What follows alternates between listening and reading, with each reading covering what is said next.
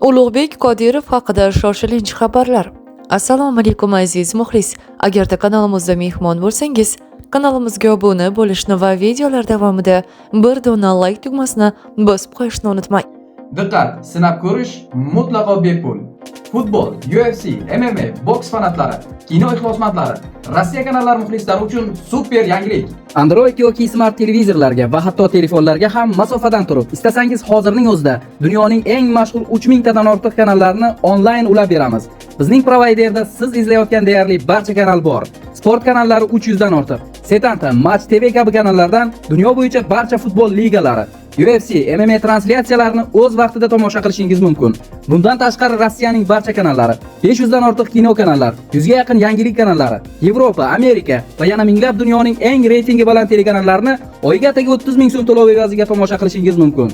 100 marta eshitgandan 1 marta ko'rgan afzal. Hozirroq qo'ng'iroq qiling va bepul sinab ko'ring.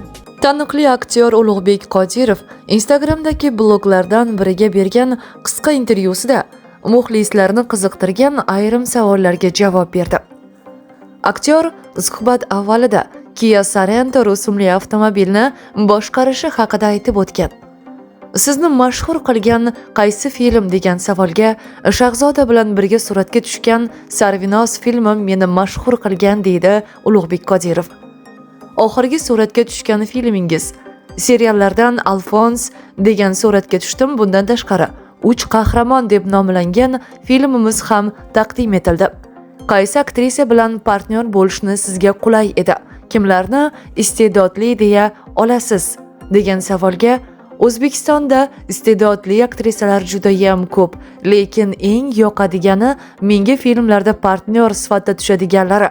O'zbekistonda xizmat ko'rsatgan artist Dilnoza Kubayeva, xonanda Shahzoda ya'ni Zalola Musayeva, bundan tashqari yana bir zo'r aktrisamiz bor. Bu Milliy teatrda ishlaydigan Shodiya To'xtayeva. Aktyorlar haqida gapiradigan bo'lsam, o'zimizning do'stlarim Bobir Yo'ldoshev, Adiz Rajabov va Alisher Uzoqovni e'tirof eta olaman. Kuniga qancha pul ishlatasiz? Bilmayman, to'g'risini aytsam, umuman hisoblamayman.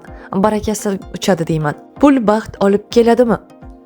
Bu savolga hozircha javob bera olmayman. Hali hayot oldinda, balki keyinroq bu haqda gapira olarman. Oxirgi marta o'zingizni qimmatbaho nima oldingiz? Telefon oldim, ya'ni iPhone 16 Pro Max oldim. Ulug'bek Qodirov yoshlarga qanday maslahat beradi?